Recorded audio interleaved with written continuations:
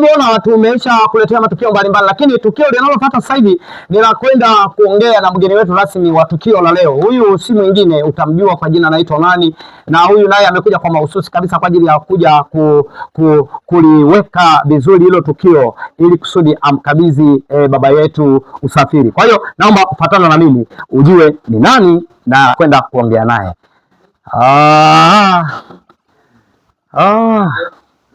Kama unavyoona hapa pamekaa bashasha kabisa, kama unavyoona kabisa, lakini lengo langu ni kwenda kuongea na mgeni wangu rasmi wa leo. Ninajua hajaja peke yake, amekuja na mtu mwenzake, naye tutajua yeye ni nani. Naomba fuatana na mimi. Asante mama. Bwana Yesu asifiwe sana. Amina. Amina. Mungu akubariki sana. Amina. Kwa jina unaitwa nani labda? Naitwa Mama Mchungaji Edward Mwaigali. Okay. Unapatikana wapi? Kanisa la EAGT Mtwango, Jehova Rafa. Amen. Bila shaka sijakosea sana, wewe ndio mgeni rasmi wa siku ya leo. Ndio, namshukuru Mungu. Mungu akubariki sana. Unajisikiaje ulipopata taarifa kwamba inabidi uwe mgeni rasmi hasa kwenye tukio kama hili? Umejisikia amani gani? Maana sio wote wanapewa vyeo kama hivi. Mimi nakiita cheo kwa sababu unavyozungumziwa mgeni rasmi, maana yake wewe ni zaidi ya wote. Umejisikiaje? Mimi kama kiongozi nimesikia furaha kwa sababu akina mama tunaowafundisha wanatekeleza yale ambayo wanafundishwa. Amen. Amen. Amen. Na bila shaka haya ni mafundisho yenu ambayo mmekuwa mkiwasa mara kwa mara kwenye makambi kwamba tegemezeni wachungaji. Nadhani hili nalo sasa kianga limekuja kukukuta wewe ndio mgeni rasmi. Amina. Mungu akubariki sana. Amina. Unataka kuambieje ambao wakina mama ambao wako kwenye makanisa mbalimbali huko na wenyewe wana mchakato kama unawaambia neno gani? Nataka niseme tu kwamba kazi ya Mungu wa mama tukiamua tunaweza.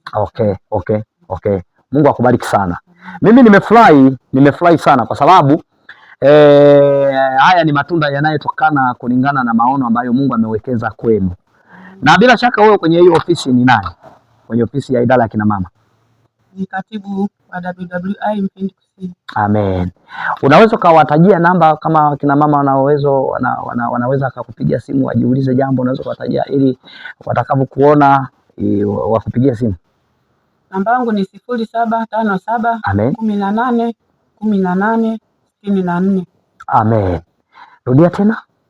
0757 57 18 ndio 18 ndio 64. Mungu akubariki sana.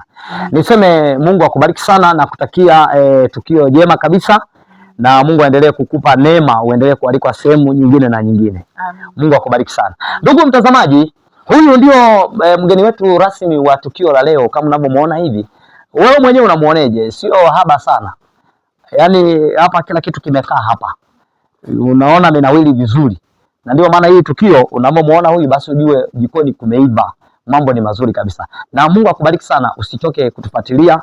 Mungu akubariki sana. Lakini mbele yangu kuna mgeni mwingine tena, naomba naye tupate kusikia yeye anaitwa nani. Mama, Bwana Yesu asifiwe sana. Amina. Bwana Yesu asifiwe. Amina. Mungu akubariki sana. Amina. Naona una bashasha kabisa yani. Amina. Umejisikiaje unapoambiwa na mgeni wetu rasmi kwamba bwana twende tuna tukio Kihanga?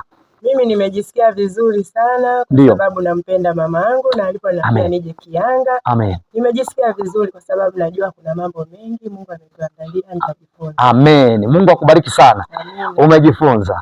Mungu akubariki sana. Na unawaambieje waliobaki nyumbani? Unawahakikishia vipi hili tukio? Yaani wenzangu waliobaki nyumbani na wahakikishia kwamba jambo linaloendelea mahali hapa ni jema. Okay. Kwa hiyo na sisi tunatakiwa kujifunza kutokana na wanawake wa WWI Kihanga. Amen. Ili kwamba na sisi tuwe watumishi wazuri kama wanawake wenzetu walivyofanya. Mungu akubariki sana. Basi mimi niseme kwamba karibuni sana, hii ndio Kihanga yenyewe na tukio lenyewe ndio ni la kwenu.